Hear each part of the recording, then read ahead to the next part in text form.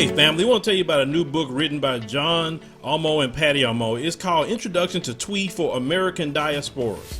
Now, the book is going to focus on helping you learn the Akan language, culture, and Ghana as a country. It's also a guide through Ghana's most widely spoken language. Now, the book is supposed to help develop your awareness of social customs, cultural practices, by combining historical, cultural, and social context with language training and grammar. This is the book that you want to pick up before you start heading for your first trip to Ghana. Pick up Introduction to Twi for American Diasporas today. Hello everyone, it's me, Demetra Kaye of the Demetra Kaye Show here on YouTube and a proud contributor of the African Diaspora News Channel and the African Diaspora News Insider. If you could please do me a favor and subscribe to all channels and like this video, I would greatly appreciate it. So on May 22nd, legendary, like how I said that, Dominique Wilkins of the NBA, he played for the Atlanta Hawks, claims that he was discriminated against in an Atlanta Buckhead, Atlanta restaurant called Bilboquet, where he said he was denied entry due to the way he was dressed. That's what they told him anyway. But he said he was dressed nice, had on some nice casual designer slacks and a shirt, you know, to go with it. But they were saying that he was dressed inappropriately. And so when he, being Dominique, tweeted what happened to him, it went viral. And the restaurant doubled down on their policy, saying that we have a strict dress code and this, that, and the other. But when Killer Mike got a hold of it, and let me actually read you what Dominique said. He says, in my many years in the world, I've eaten at some of the greatest restaurants in the world, but never have I felt prejudiced or been turned away because of the color of my skin until today in #Atlanta, and he tagged the restaurant. And so Killer Mike, who is also an Atlanta, I guess, native, or he lives there anyway, he got wind of it and he retweeted what Dominique said, and he said the following. At Bilboquet, Atlanta, y'all better make this lame shit right. How y'all mistreat Neek? Speaking of Dominique Wilkins, right? So he did a whole lot of hashtags. And he says, y'all lame AF for that shouty. I think that's how he would have said it. And so once that got out, the restaurant was like, oh, okay. And they did this. We sincerely apologize to Dominique Wilkins for the event that occurred on May 22nd.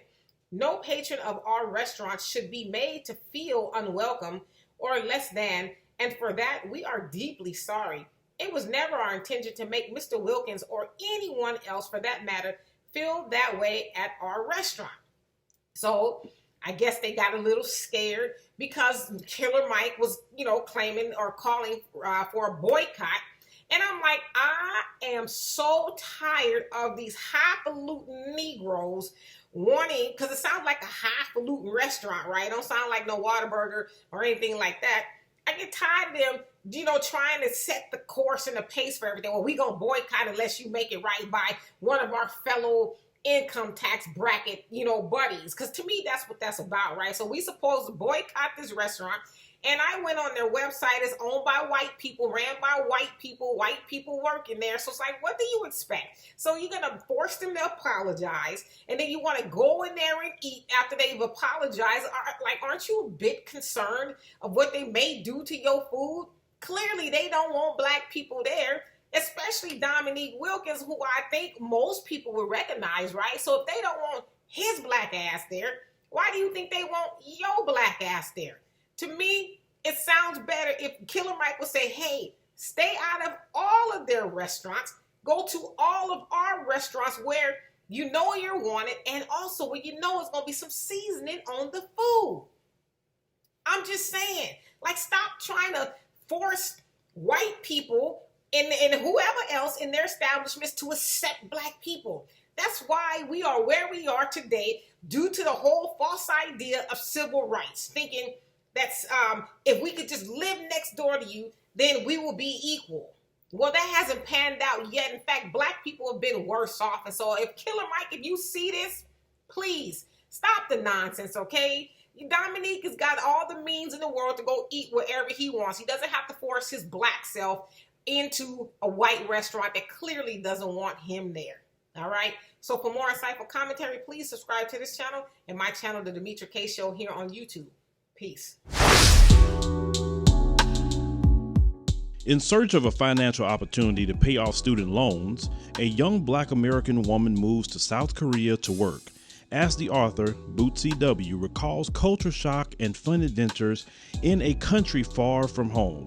She's also faced with anti-Black racism and featureism, quickly learning that white supremacy is practiced not only by whites, but by those that are categorized as people of color. Based on her 10 years of living abroad, the book, Ago Igo, compares and contrasts Korea versus the United States on subjects such as code, communal living, racism, effective protests, global alliances, warrior class, music, political correctness, health, aging, money, and the coronavirus. This blunt memoir is uncomfortable, humorous, and educational. Help fight propaganda and mainstream agendas by picking up a copy of Ago Igo on Amazon.com. Hello, everyone. Please make sure you subscribe to the African Diaspora News Channel app on these platforms.